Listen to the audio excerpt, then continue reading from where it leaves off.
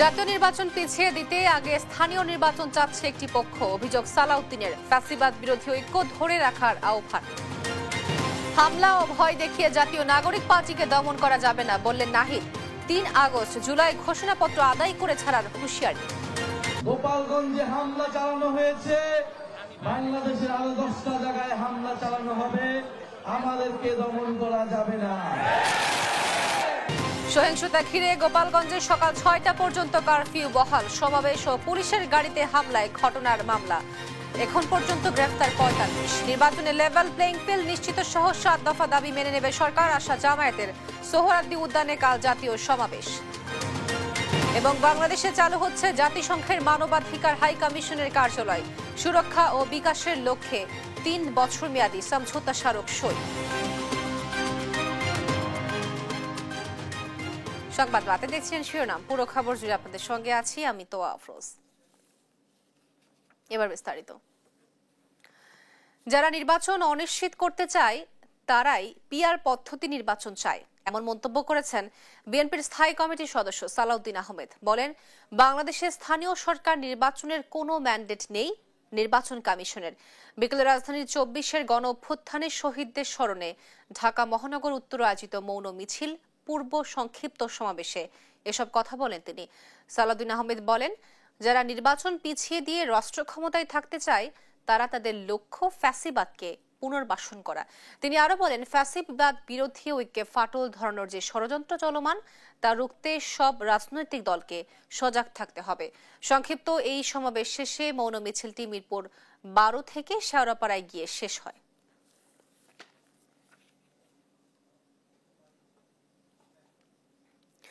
জুলাই আগস্টের শহীদদের পুঁজি করে একটি পক্ষ ফায়দা হাসিল করার চেষ্টা করছে বলে মন্তব্য করেছেন বিএনপির স্থায়ী কমিটির সদস্য মির্জা আব্বাস। শুক্রবার বিকেলে নয়াপল্টনের দলের কেন্দ্রীয় কার্যালয়ের সামনে ঢাকা মহানগর দক্ষিণ বিএনপির উদ্যোগে জুলাই আগস্ট গণ অভ্যুত্থানের শহীদদের স্মরণে দোয়া ও মৌন মিছিল পূর্বক সংক্ষিপ্ত সমাবেশে তিনি এমন অভিযোগ করেন। বলেন, জুলাই আগস্টের শহীদরা একক কোনো রাজনৈতিক দলকে সমর্থন দিতে শহীদ হয়নি।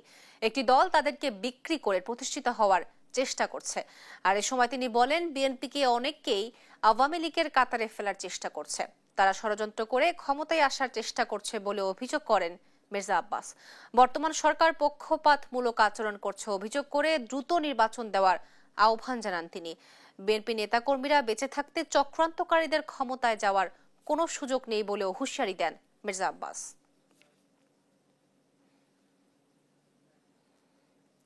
আওয়ামী লীগকে ফেরাতে ভারতীয় শক্তি একযোগে নেমেছে। বাংলাদেশের ১ ইঞ্চি জায়গাতেও আওয়ামী সন্ত্রাসীদের জায়গা দেওয়া হবে না বলে সাফ জানিয়েছেন জাতীয় নাগরিক পার্টির সদস্য সচিব আক্তার হোসেন। নারায়ণগঞ্জে পরিবারতন্ত্র, মাফিয়াতন্ত্র ও গডফাদার তন্ত্রের খেলা বন্ধ না হলে আরেকটি গণ অভ্যুত্থানের জন্য প্রস্তুতি নেবার আহ্বান জানান দলের আহ্বায়ক নাহিদ ইসলাম। জান্নাতুল মোহনার রিপোর্ট, জানাচ্ছেন নাইম আফসান। জাতীয় নাগরিক পার্টি জুলাই পদযাত্রার 18তম দিনে প্রত্যাশার চেয়ে বেশি সমর্থনের উপস্থিতি দেখা যায় নারায়ণগঞ্জে, যে নারায়ণগঞ্জ কিনা আওয়ামী লীগের অন্যতম ঘাঁটি। মুন্সিগঞ্জের পদযাত্রা শেষে শুক্রবার দুপুরে এনসিপি নারায়ণগঞ্জের নিতাইগঞ্জ থেকে পদযাত্রা শুরু করে শেষ হয় চাষারা মোড়ে। পদযাত্রা শেষে এনসিপি নেতৃবৃন্দ বলেন, শামীম ওসমান কিংবা আইভি সম্পূর্ণ আওয়ামী দোসরবিহীন নারায়ণগঞ্জ দেখতে চান তারা। এই মৃত্যু পরিমাণের বৈঠকে উৎপাদন করেছে তারা হচ্ছে এই বিক্ষিপ্ত, তারা হচ্ছে আমাদের বুদ্ধিপাপী এবং জ্ঞানপাপী। এই জ্ঞানপাপীদের দিয়ে পরবর্তী বাংলাদেশ বিনির্মাণ সম্ভব নয়। জন্য আমাদের ভাইয়েরা রক্ত দিয়েছেন, সেই সুন্দর একটি নারায়ণগঞ্জ গড়ে তুলব। নারায়ণগঞ্জ হবে সম্প্রীতির শহর, নারায়ণগঞ্জ হবে উন্নয়নের শহর। দলের সদস্য সচিব আক্তার হোসেন বলেন, আওয়ামী লীগকে ফেরাতে ভারতীয় শক্তি একযোগে নেমেছে। ভারতীয় শক্তিগুলো একযোগে মাঠে নেমেছে। বাংলাদেশের স্বাধীনতা সার্বভৌমত্ব নিয়ে তারা আমাদেরকে হুমকি দেখাতে চায়। নারায়ণগঞ্জে খেলা বন্ধ না হলে আরেকটি গণ অভ্যুত্থানের প্রস্তুতি নেওয়ার আহ্বান জানান এনসিপির আহ্বায়ক নাহিদ ইসলাম। নারায়ণগঞ্জকে আমরা কোনো পরিবারের কাছে বর্গা দিতে চাই না, কোনো গডফাদারের কাছে বর্গা দিতে চাই না। নারায়ণগঞ্জকে পরিবারতন্ত্র, মাফিয়াতন্ত্র, গডফাদার তন্ত্র থেকে মুক্ত করার কথাও জানান তিনি। নাইম আফসান, দেশ টিভি। গোপালগঞ্জে চলমান পরিস্থিতিতে সন্ত্রাস বিরোধী আইনে ৭৫ জনের নাম উল্লেখপূর্বক ৪০০ জনের নামে মামলা করেছে পুলিশ। যৌথ অভিযানে এখন পর্যন্ত গ্রেফতার করা হয়েছে ৪৫ জনকে। এছাড়াও চলমান কারফিউ শনিবার সকাল ৬টা পর্যন্ত বাড়ানো হয়েছে। সহকর্মীদের তথ্য ছবিতে জানাচ্ছেন আব্দুল্লাহ আল মারুফ। গোপালগঞ্জে জাতীয় নাগরিক পার্টির সমাবেশ ও গাড়িবহরে হামলার ঘটনায় ৭৫ জনের নাম উল্লেখ করে সন্ত্রাস বিরোধী আইনে মামলা করেছে পুলিশ। এতে অজ্ঞাতনামা আসামি করা হয়েছে আরো ৪০০ জনকে। শুক্রবার গোপালগঞ্জ সদর থানার ভারপ্রাপ্ত কর্মকর্তা মোহাম্মদ আনিসুর রহমান এই তথ্য নিশ্চিত করেছেন। গোপালগঞ্জ জেলা জুড়ে বুধবার রাত ৮টা থেকে বৃহস্পতিবার সন্ধ্যা ৬টা পর্যন্ত কারফিউ জারি করা হয়। পরবর্তীতে বৃহস্পতিবার থেকে অনির্দিষ্টকালের জন্য কারফিউ জারি করে স্বরাষ্ট্র মন্ত্রণালয়। তবে শুক্রবার সকাল ১১টা থেকে দুপুর ২টা পর্যন্ত ৩ ঘন্টার জন্য কারফিউ শিথিল রাখার পর পুনরায় শনিবার সকাল ৬টা পর্যন্ত বর্ধিত করা হয়েছে। দুষ্কৃতিকারীদের গ্রেপ্তারে বিভিন্ন এলাকায় যৌথ বাহিনীর অভিযান চলছে। দেশ গড়তে জুলাই পদযাত্রা কর্মসূচির অংশ হিসেবে গেল বুধবার গোপালগঞ্জ যায় এনসিপি। এদিন দফায় দফায় হামলা চালায় আওয়ামী সমর্থকরা। পুলিশ ও সেনাবাহিনীর সঙ্গে হামলাকারীদের ব্যাপক সংঘর্ষ হয়। সংঘর্ষে এখন পর্যন্ত মারা গেছেন ৫ জন। আব্দুল্লাহ আল মারুফ, নিউজ ডেস্ক, দেশ টিভি। আগামীকাল সোহরাওয়ার্দী উদ্যানে অনুষ্ঠিত হতে যাচ্ছে বাংলাদেশ জামায়াতে ইসলামী ঘোষিত জাতীয় সমাবেশ। শনিবারের এই সমাবেশ ঘিরে প্রস্তুত হচ্ছে সোহরাওয়ার্দী উদ্যান। দলটির পক্ষ থেকে ইতোমধ্যে রাজধানী সহ সারা দেশে ব্যাপক প্রস্তুতির পাশাপাশি শুরু হয়েছে প্রচারণার উৎসব। মহাসমাবেশকে কেন্দ্র করে সোহরাওয়ার্দী উদ্যানের সার্বিক প্রস্তুতি দেখতে ভিড় করছেন দলটির নেতাকর্মীরা। তারা বলেন, আগামীর বাংলাদেশে জামায়াত ইসলামীকে বাইরে রেখে নতুন বাংলাদেশ গড়ার কোনো সুযোগ নেই। এছাড়াও আগামী সমাবেশে বক্তব্য দেবেন সারা দেশ থেকে আগত কেন্দ্রীয় নেতারা। প্রয়োজনীয় সংস্কার, জুলাই গণহত্যার দৃশ্যমান অগ্রগতি এবং পিআর পদ্ধতিতে নির্বাচন সহ ৭ দফা দাবি জানানো হবে। পাশাপাশি আগামী নির্বাচন ঘিরে নেতাকর্মীদের দেওয়া হবে বিশেষ নির্দেশনা। যে ৭ দফা দাবি এখানে উপস্থাপন করেছে, এটা সমগ্র বাংলাদেশের গণমানুষের দাবি। এই সমাবেশকে ঘিরে আমাদের ৭ দফার একটা দাবি আছে। সেই দাবিগুলো আমরা কালকে এখানে বাংলাদেশের সবার কাছে আমরা তুলে ধরবো। আমাদের যে ৭ দফা এবং আরো দফা জনগণের বাড়ছে, এই সমাবেশ যত এগিয়ে আসছে গণ দাবি তত বৃদ্ধি পাচ্ছে। আমাদের রাজধানীতে যে লক্ষ লক্ষ লোক প্রবেশ করবে তাতে কিছু যানজট হবে, সাময়িক কিছু জনদুর্ভোগ হতে পারে। এই জন্য আমরা রাজধানী ঢাকাবাসীর কাছে এবং দেশবাসীর বিভিন্ন সড়কে, রেলপথে যেসব যানজট এবং কিছুটা কষ্ট হবে, আমাদের সম্মানিত আমির জামাতের পক্ষ থেকে আমি রাজধানীবাসী এবং দেশবাসীর কাছে অগ্রিম ক্ষমা প্রার্থনা করছি। ফ্যাসিস্ট সরকার ও তাদের দোসরদের দ্রুত দৃশ্যমান বিচারের দাবি জানান বাংলাদেশ খেলাফত মজলিসের মহাসচিব মাওলানা জালালউদ্দিন আহমেদ। আইন শৃঙ্খলা বাহিনীর সঠিক দায়িত্ব পালন না করায় দেশে এত বিশৃঙ্খলা হচ্ছে বলে মন্তব্য করেন ইসলামী আন্দোলন বাংলাদেশের মহাসচিব মাওলানা ইউনুস আহমেদ। শুক্রবার বায়তুল মোকাররমে জুমার নামাজ শেষে আলাদা বিক্ষোভ সমাবেশ ও মিছিলে এসব কথা বলেন তারা। H হিমেরের report. জুলাই গণহত্যার বিচারের দাবিতে শুক্রবার বাদ জুমা বিক্ষোভ মিছিল করে বাংলাদেশ খেলাফত মজলিস।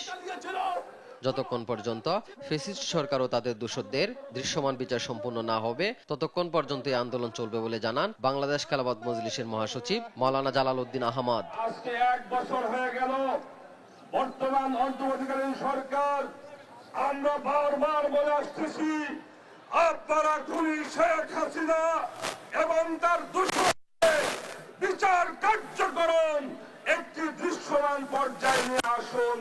এখন পরে গোপালগঞ্জে জুলাই যোদ্ধাদের উপর হামলা, দেশব্যাপী আইন শৃঙ্খলার অবনতি এবং ঢাকায় জাতিসংঘের মানবাধিকার কমিশনের অফিস খোলার অনুমতির প্রতিবাদে বিক্ষোভ মিছিল করে ইসলামী আন্দোলন বাংলাদেশ। আওয়ামী লীগের সঠিক বিচার হলে গোপালগঞ্জে হামলা করার সাহস পেত না। আইন শৃঙ্খলা বাহিনীর সঠিক দায়িত্ব পালন না করায় দেশে বিশৃঙ্খলা সৃষ্টি হচ্ছে বলে মন্তব্য করেন ইসলামী আন্দোলন বাংলাদেশের মহাসচিব মাওলানা ইউনুস আহমদ। এত রক্ত বিনিময়ে আমরা কি পেলাম? এখনো সেই চাঁদাবাজির আওয়াজ ময়দানে শোনা যায়। খুন খারাপি বন্ধ হয় নাই। ব্যবসায়ীরা নিরাপদে ব্যবসা করতে পারে না। গাড়ি চালকেরা রাস্তায় নিরিবিলি রাস্তায় গাড়ি চালাতে পারে না। আমরা কি দেখছি? যেমন অবস্থা ছিল তার কোনো পরিবর্তন হয় নাই। এ সময় সংগঠন দুটি বাংলাদেশে জাতিসংঘের মানবাধিকার অফিস খোলার প্রতিবাদ জানায়। অন্তর্বর্তী সরকারকে জাতিসংঘের মানবাধিকার অফিস খোলার অনুমোদন বাতিল করার আহ্বান জানান তারা।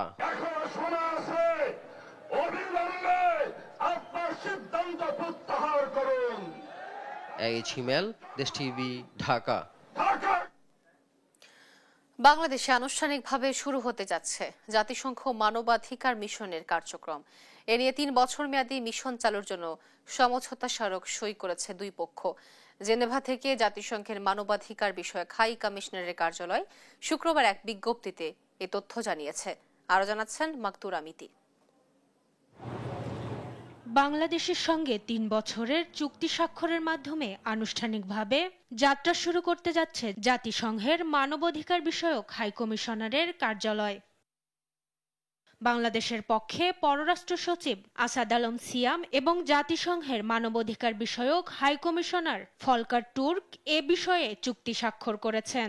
শুক্রবার এক বিজ্ঞপ্তিতে জাতিসংঘের মানবাধিকার বিষয়ক হাই কমিশনারের কার্যালয় থেকে এ তথ্য জানানো হয়। এই চুক্তির মাধ্যমে বাংলাদেশ সেই 16টি দেশের সঙ্গে যুক্ত হলো যেখানে জাতিসংঘের মানবাধিকার কাউন্সিল পূর্ণাঙ্গ ম্যান্ডেট নিয়ে কান্ট্রি অফিস পরিচালনা করে। বর্তমানে এই ধরনের অফিস রয়েছে কলম্বিয়া, মেক্সিকো, ফিলিস্তিন, সিরিয়া সহ অন্যান্য দেশে। মানবাধিকার কমিশনের ওয়েবসাইটে প্রকাশিত তথ্য মতে এ ধরনের অফিসের মূল লক্ষ্য হল সংশ্লিষ্ট দেশের সঙ্গে সরাসরি কাজ করে মানবাধিকার পরিস্থিতি পর্যবেক্ষণ, বিশ্লেষণ, সুরক্ষা এবং উন্নয়ন নিশ্চিত করা। এই কার্যক্রমের মাধ্যমে সরকারের পাশাপাশি নাগরিক সমাজ, মানবাধিকার লঙ্ঘনের শিকার ব্যক্তি ও অন্যান্য অংশীজনদের সঙ্গে নিয়মিত আলোচনার পাশাপাশি প্রদান করা হয় কারিগরি সহায়তাও। মাকদুরা মিতি, নিউজ ডেস্ক, দেশ টিভি। দেখছেন সংবাদ রাত। গণঅভ্যুত্থান অংশীজনদের বিভক্তির ফলে বিপ্লব হাতছাড়া হয়েছে বলে মন্তব্য করেছেন গণ অধিকার পরিষদের সভাপতি নুরুল হক নূর। শুক্রবার বিকেলে মেরুল বাড্ডায় গণ অধিকার পরিষদ ঢাকা মহানগরের উত্তরের 36 জুলাই বেসরকারি বিশ্ববিদ্যালয়ের প্রতিরোধ স্মরণে আয়োজিত গণসমাবেশে কথা বলেন তিনি। বলেন 5 আগস্টের পরে যারা রাজনীতি করছে তাদের অনেকের চেহারাটা অনেকটা স্বৈরাচারের মতো হয়ে যাচ্ছে। এ সময় দলের সাধারণ সম্পাদক রাশেদ খান বলেন 2018 সালের পর থেকে এদেশকে পথ দেখিয়েছে গণ অধিকার পরিষদ। বক্তব্যে রাষ্ট্র সংস্কার, গণহত্যার বিচার ও দ্রুত নির্বাচনের দাবিও জানান নেতারা।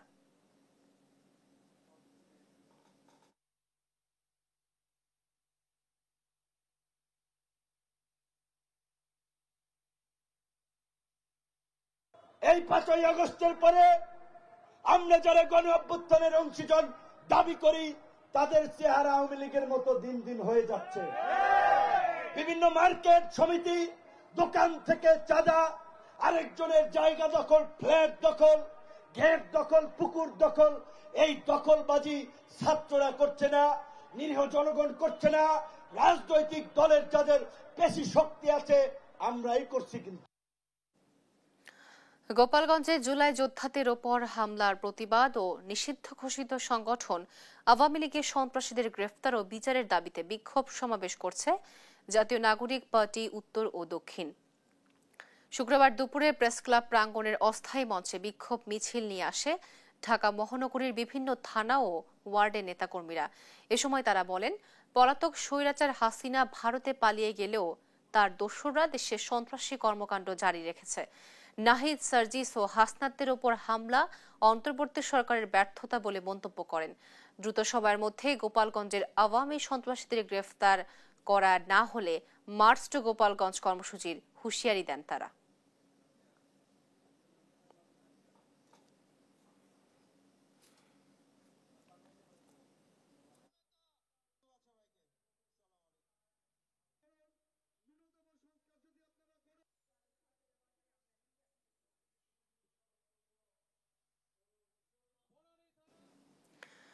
গাজীপুরের কালিয়াকৈরে কালভার্ট ভ্যান ও সিএনজি অটোরিকশার মুখোমুখি সংঘর্ষে একই পরিবারের 3 জন সহ 5 জন নিহত হয়েছেন। শুক্রবার দুপুরে কালিয়াকৈর উপজেলার ফুলবাড়িয়া মাওনা আঞ্চলিক সড়কের বড়চালা এলাকায় এই দুর্ঘটনা ঘটে বলে জানিয়েছেন কালিয়াকৈর থানার ভারপ্রাপ্ত কর্মকর্তা মোহাম্মদ আব্দুল মান্নান। স্থানীয়রা জানায়, একটি সিএনজি অটোরিকশা বড়চালা এলাকায় পৌঁছালে বিপরীত দিক থেকে আসা দ্রুতগতির একটি কাভার্ড ভ্যানের মুখোমুখি সংঘর্ষ হয়। এ সময় ঘটনাস্থলে অটোরিকশা যাত্রী জাহিদ ও তার ছেলে নিহত হয়। এ সময় জাহিদের স্ত্রী ও অপর 3 জন যাত্রী গুরুতর আহত হয়। স্থানীয়রা তাদের উদ্ধার করে হাসপাতালে নিয়ে গেলে কর্তব্যরত চিকিৎসক জাহিদের স্ত্রী সহ 2 জনকেই মৃত ঘোষণা করেন। এদিকে অটোরিকশা চালকও এনাম মেডিকেল কলেজে চিকিৎসাধীন অবস্থায় মারা যান।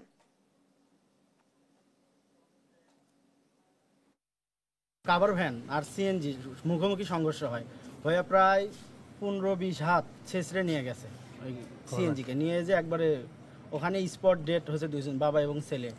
আর ড্রাইভার, সিএনজির ড্রাইভার আরও একজন ছিল, আর ওই মা আমার ভাবি, ওরা মানে হাসপাতালে নিয়ে আসার পরে স্পট হাসপাতালে মারা গেছে। আমরা সরতাল প্রস্তুত করছি, জব্দ তালিকা করছি, পরবর্তীতে আইনগত ব্যবস্থা গ্রহণ করা হবে। বাংলাদেশে আর কখনো যেন কোনো সরকার ইচ্ছেমতো ইন্টারনেট বন্ধ করতে না পারে, সে লক্ষ্যে টেলিযোগাযোগ আইন সংশোধন করতে যাচ্ছে সরকার।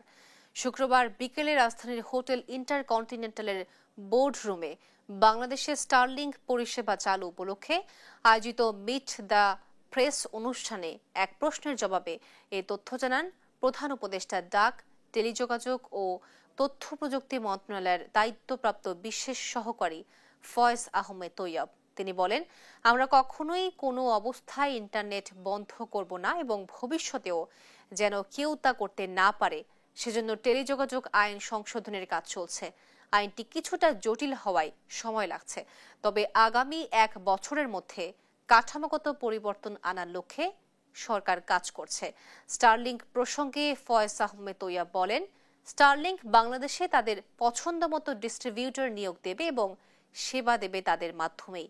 ইন্টারনেট নিয়ন্ত্রণ নয়, বরং আইন দিয়ে রক্ষা করা হবে।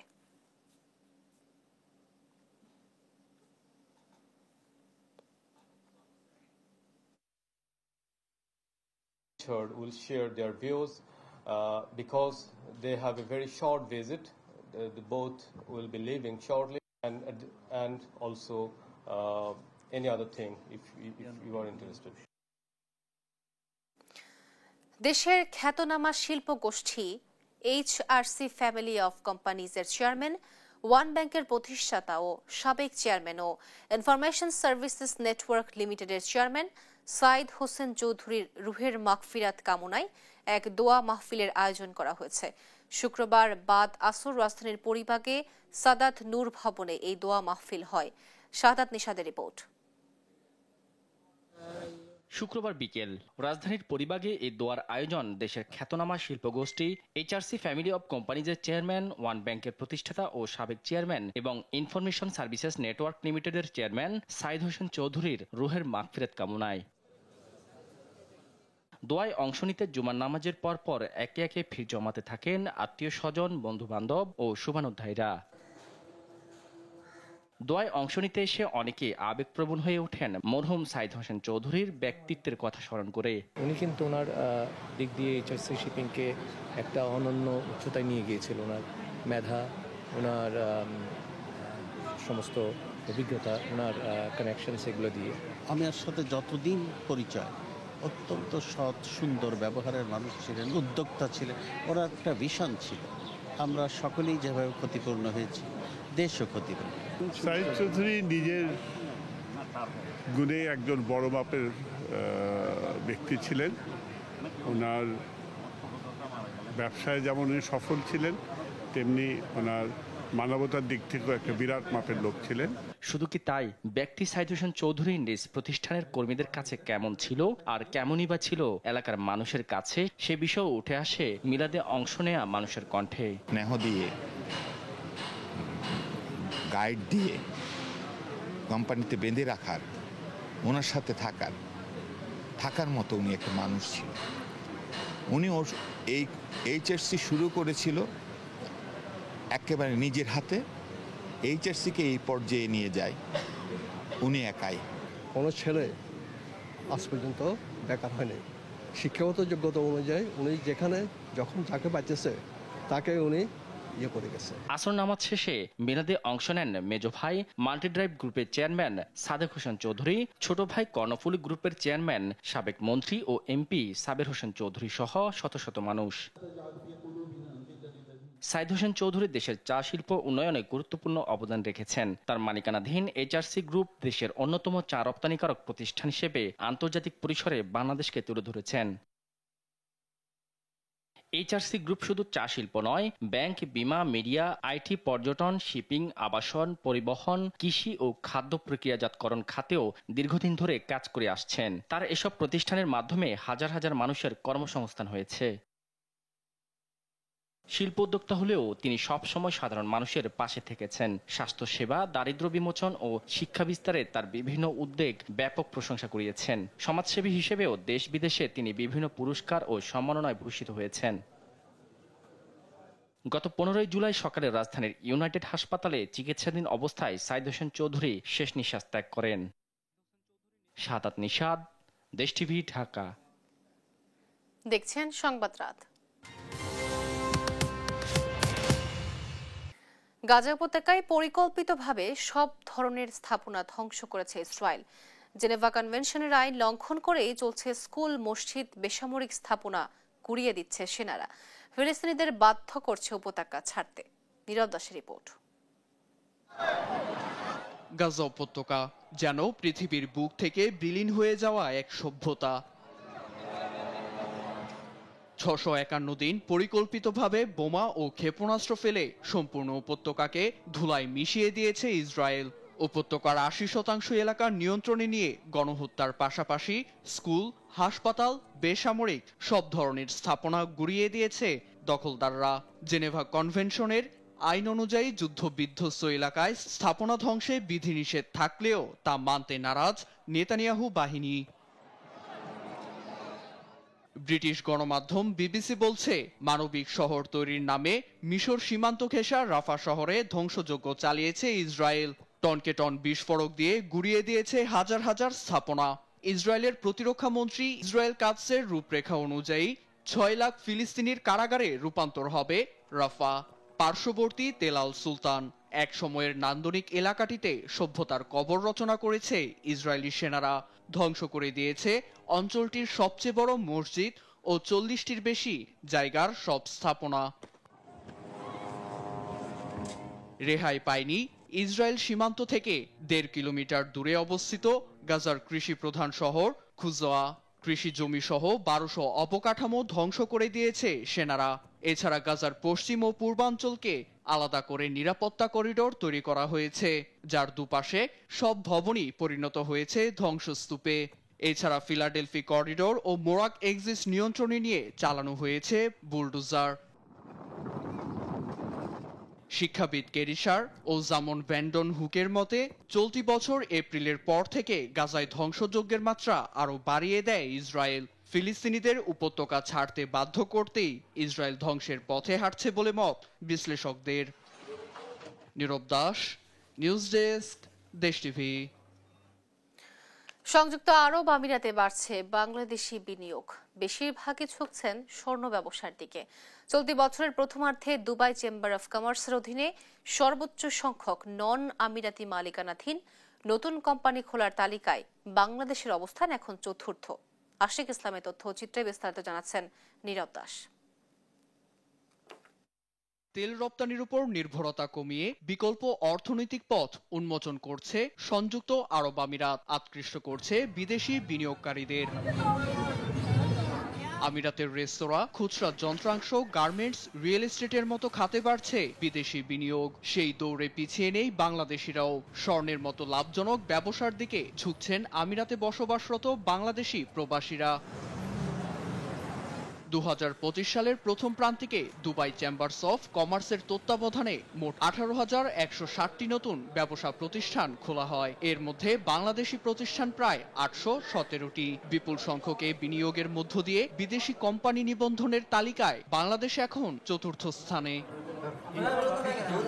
এই পরিসংখ্যান বলে দেয় সংযুক্ত আরব আমিরাতে বাংলাদেশি মালিকানাধীন কোম্পানির সংখ্যা উত্তরোত্তর বৃদ্ধি পাচ্ছে। মার্কেট হিসাব করে আমরা ডিসকাউন্ট দিচ্ছি, টিটিবার এবং কিলোবার দুটোটাতে আমরা ডিসকাউন্ট দিচ্ছি। স্বর্ণের বাজার ঊর্ধ্বমুখী হলেও ক্রেতা চাহিদায় বাড়ছে গহনার দোকান, টিটিবার এবং কিলোবারের বিপণন কেন্দ্র। আমাদের সবসময় বাংলাদেশি কাস্টমার 100 ভাগের মধ্যে 90%ই বাংলাদেশি কাস্টমার থাকে। রাশিয়া, ইউক্রেন যুদ্ধ বা অন্যান্য দেশে যেগুলো সার্বিক অবস্থা আছে স্বাভাবিক হয়ে গেলে গোল্ডের প্রাইস স্বাভাবিক হয়ে যাবে। এদিকে 2024-25 অর্থ বছরে এ খাতে প্রবৃদ্ধির হার 28% বেড়ে দাঁড়িয়েছে 500 মিলিয়ন মার্কিন ডলারে। গোল্ড বাজারে এখন বর্তমানে হাই হওয়ার কারণে কাস্টমার অনেক কমে গেছে। ইনশাআল্লাহ এরপরও আমরা এটা সেলিস হিসেবে নিচ্ছি। ভিসা জটিলতা নিরসন হলে স্বর্ণ ব্যবসা সহ সংযুক্ত আরব আমিরাতের অন্যান্য খাতেও বাংলাদেশি বিনিয়োগ বাড়বে বলে মত প্রবাসীদের। নিউজ ডেস্ক, দেশ টিভি। দর্শক, রাজধানীর হাতির ঝিলে চলছে চলচ্চিত্র প্রদর্শনী, জুলাইয়ের গান ও ড্রোন শো। আমরা সরাসরি চলে যাচ্ছি সেখানে।